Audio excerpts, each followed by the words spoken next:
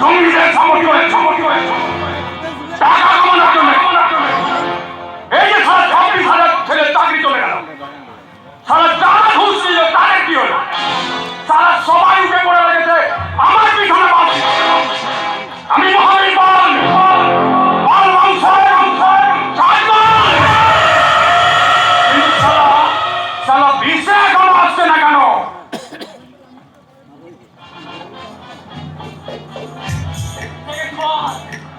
আমার কথা মতো এসপির মেয়েটা তুই তো সারা পুরোপুরি একবারই শঙ্কর হয়ে গেছিস। তোর কাজে আমি খুশি হয়েছি বুঝলি। পরের মাস থেকে তোর বেতনটা সারা আমি বাড়িয়ে দেবো। হ্যাঁ বাবা, তুই ওই মুখের বাঁধনটা হাতের বাঁধনটা খুলে দে, বাচ্চা মেয়ে কষ্ট পাচ্ছে তো।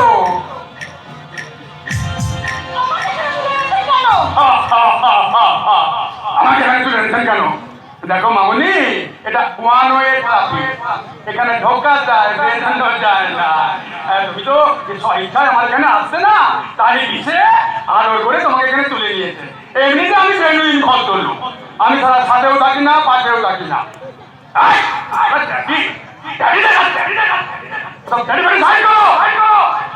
আমি মহাবীর বল বংশের দেখলে তো ওই সিন্ধু চৌধুরীকে কেমন সারা বাগে এনে দিলাম।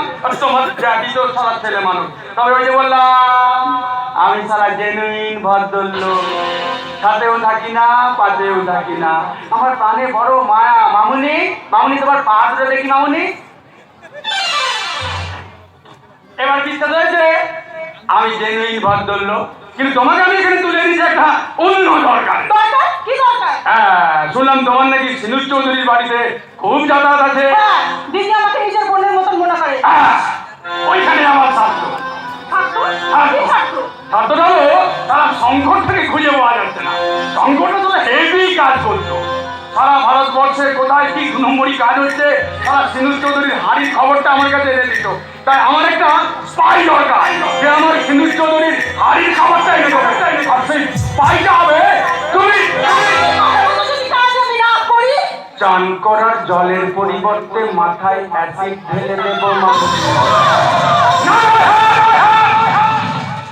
এই মহাবীর পার করে না এমন কোন কাজ নেই। তবে ওই যে বললাম আমার প্রাণে বড় মায়া। তোমার সাথে কোনো খারাপ কাজ করতে আমি চাই না। দেখলে তো সালা ওই সিন্ধু চৌধুরীকে কেমন আমি খাতায় করে দিলাম। হ্যাঁ, তুমি এক কাজ করো বুঝলে, তোমার ড্যাডিকে তুমি একটা ফোন করো। আচ্ছা বিশে ফোনটা দাও বিশে। বিশে এই যে দেখো ফোনটা করবে, কিন্তু পরে করবে। দেখলে সারা ওই আমার খুব খারাপ লাগছিল বুঝলে। সারা সিন্ধু চৌধুরীর বিরুদ্ধে তার বাপটা সারা কোর্টে সাক্ষী দিচ্ছে।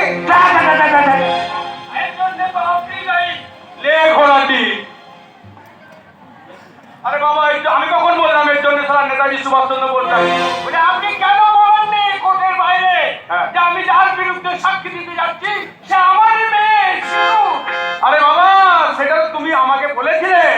আপনি তো বলেছিলেন যে তো আপনি আপনার মেয়েকে ঘেন্না করেন। হ্যাঁ বলেছিলাম, ঘেন্না করি। তার একটা কারণ আছে। কারণটা শুনতে চাও? বলুন মেসোমশাই। আরে শুনুন, শিউলি ছিল আমার প্রথম পক্ষের স্ত্রী। সে আমাকে খুব ভালোবাসতো, আমিও তাকে খুব ভালোবাসতাম। আমরা দুজনে ভালোবাসা করে বিয়ে করেছিলাম। শিউলি ছিল খুব বড় লোক ঘরের মেয়ে, আর আমি ছিলাম একটা খেটে খাওয়া গরিব ঘরের ছেলে। তাই শিউলি তার সব কিছু ত্যাগ করে সে আমার সাথে আমাকে বিয়ে করলো। আমরা সুখে সংসার করতাম। আমি একটা ছোট্ট বিড়ি কারখানায় কাজ করতাম। সারাদিন যা রোজগার করে নিয়ে আসতাম তাতে আমরা স্বামী স্ত্রী দুজনাই সুখেই থাকতাম।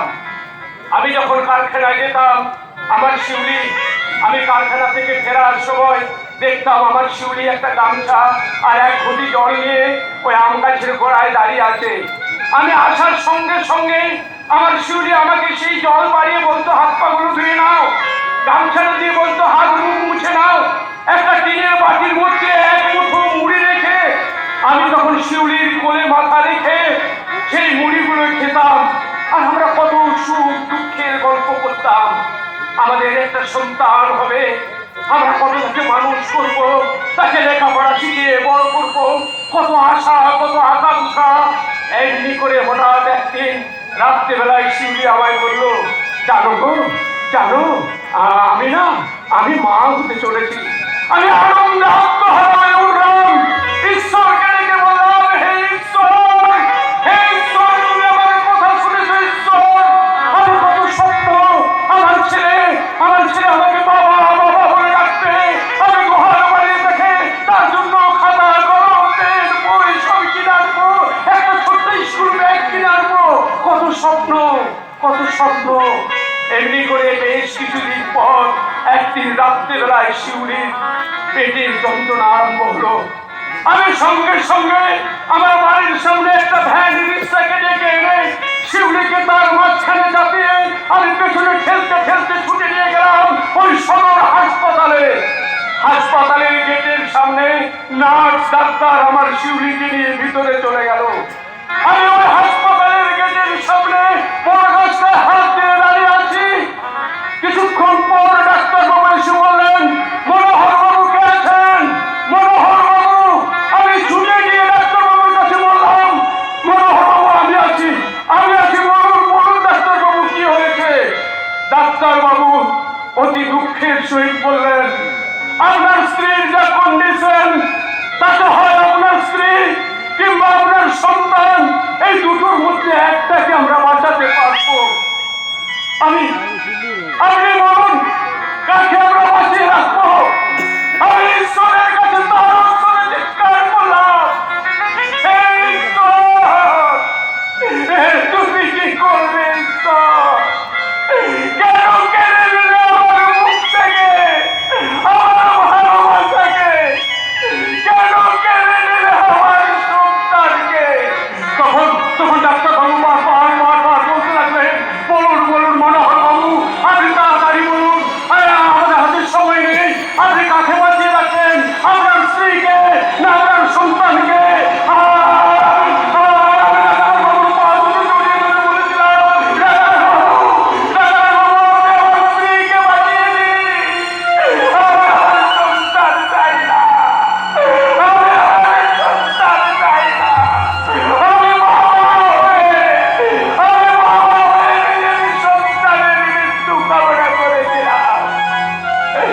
তারপর কিছুক্ষণ পরে ডাক্তার বাবু এসে বললেন, মনোহর বাবু, আপনার স্ত্রীকে আমরা বাঁচাতে পারিনি, আপনার একটি কন্যা সন্তান হয়েছে, সে ভালো আছে, আপনি তাহলে গিয়ে দেখুন।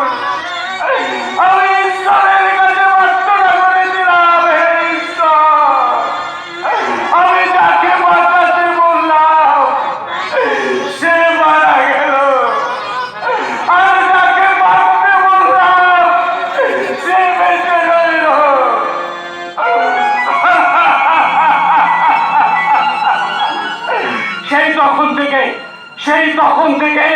সেই দিন থেকে আমি আমার ওই মেয়ের মুখ আমি আর কোনোদিন দেখিনি, ওর চোখের জল আমি কোনোদিন দেখিনি, ওর মুখে আমি কোনোদিন বাবা ডাক শুনিনি।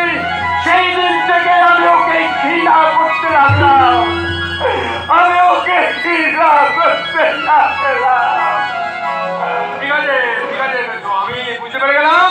সেদিন থেকে আপনি আপনার মেয়েকে ঘেন্না করতে শুরু করেন, কিন্তু আপনি এখানে কেন এসেছেন সেটা বলুন। আপনার দেওয়া এই টাকাগুলো আরে কাজ করেছেন, টাকা নিয়েছেন? না না, একদম না, টাকা আমি ফেরত দেবো না।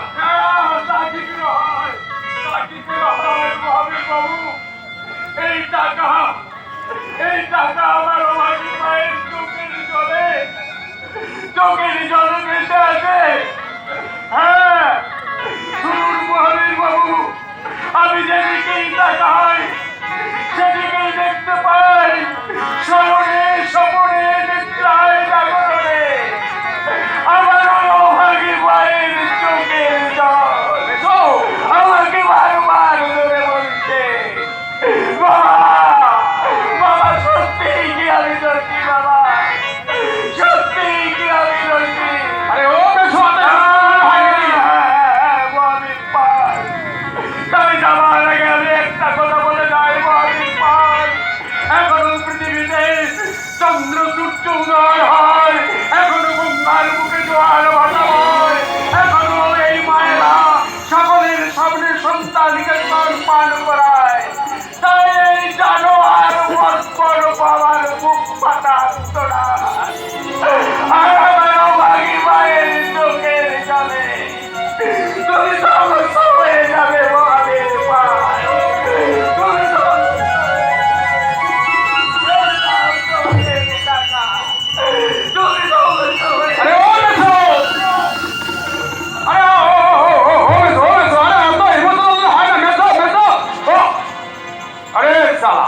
এই মিস্টে, এ সালা মেজো